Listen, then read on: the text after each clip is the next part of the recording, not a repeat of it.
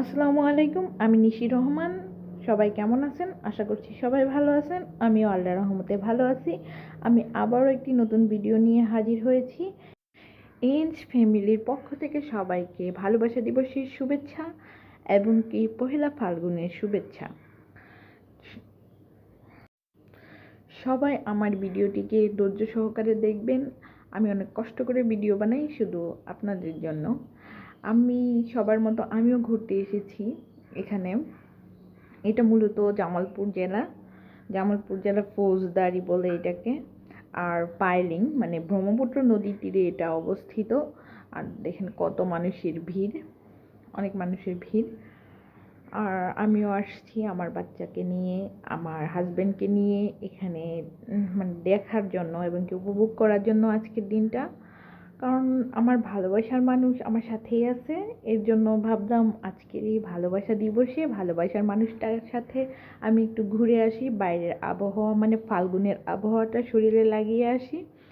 সবাই আমার ভিডিওটা অবশ্যই দেখবেন এবং কি সাবস্ক্রাইব করবেন আর বেশি বেশি লাইক কমেন্ট করবেন।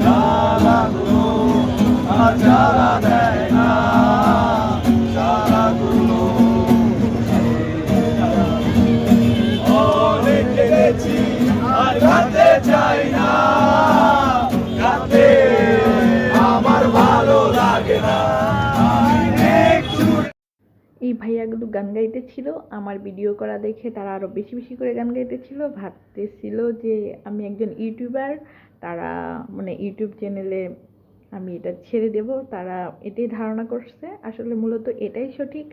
আর এখানে দেখেন শত শত ফুচকার দোকান, আর আমার তো ভীষণ লোভ জাগতেছে যে আমি ফুচকা খাবো। আর সবাই কি সুন্দর বর্ণিল সাজে চলে এসেছে এখানে, আমি কোনো সাজগুজ করিনি। আর দেখেন এই যে কি সুন্দর করে একজন পরীর মতো করে সেজে এসেছে। এদের সাজ দেখে আমার মনে পড়তেছে যে আমি সাজিতে চাইও সাজিতে পারিনি। কিছু কথার পিঠে কথা তুমি ছুঁয়ে দিলে মুখরতা, হাসি বিনিময় চোখে চোখে, মনে মনে রয় ব্যাকুলতা। আমায় ডেকো একা বিকেলে, কখনো কোনো ব্যথা পেলে, আমায় রেখো প্রিয় প্রহরে, যখনই মন কেমন করে। কোনো এক রূপ কথার জগতে তুমি তো এসেছো আমারই হতে।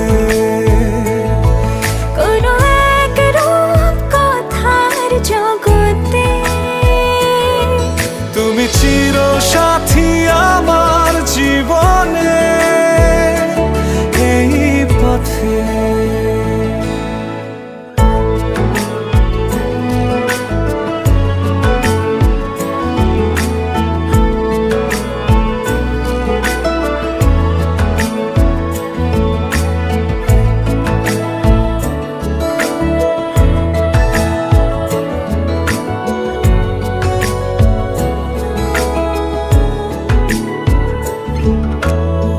কোথাও ফুটেছে ফুল, কোথাও ঝরেছে তারা,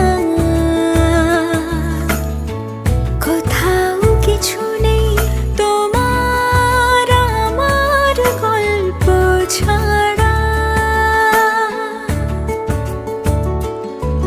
তুমি আমার এই ফুলগুলো আমার দিকে তাকিয়েছিল, ভাবলাম আপনাদের মাঝে শেয়ার করি। ফুলগুলো খুব ভালো লাগতেছিল আর আমার অনেক ভালো লাগতেছিল এখানে এসে।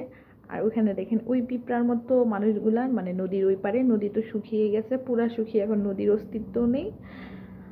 আর এটা নদীর পাড় দিয়ে রাস্তা গেছে, মানে পাইলিংয়ের উপর দিয়ে রাস্তা গেছে। আমি এই ভিডিওগুলো করতেছিলাম যে এই যে দেখেন কি সুন্দর সুন্দর দোকানগুলো সাজাইছে, বাট আমার একটাও পছন্দ হয়নি, মানে একটা ফুলও আমার নিতে ইচ্ছা করেনি, আমি শুধু ভিডিওগুলো করে গেছি।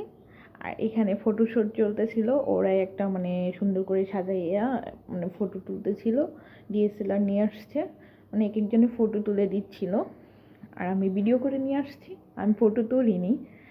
আর আমার খালি বারবার মনে হচ্ছিল আমি কখন ফুচকা খাবো, কখন ফুচকা খাবো।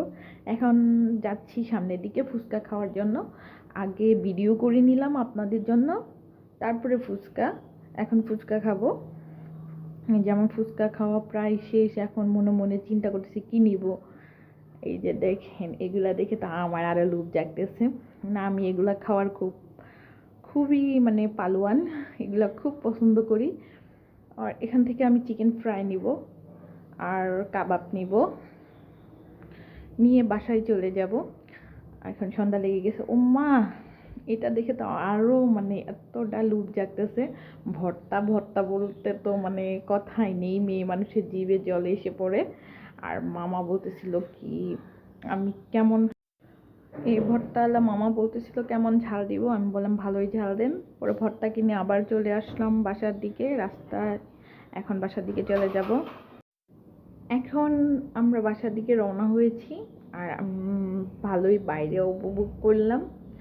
মূলত সবাই অনেক সুন্দর করে সাজগুজ করছে, আমি সাজতে পারিনি। আমার শুধু এই গানটাই মনে হইতেছিল, আমি সাজিতে চাইয়া সাজিতে পারিলাম না, বুকের কষ্ট বুকে চাপা দিয়ে করিতে পারিনি চিৎকার।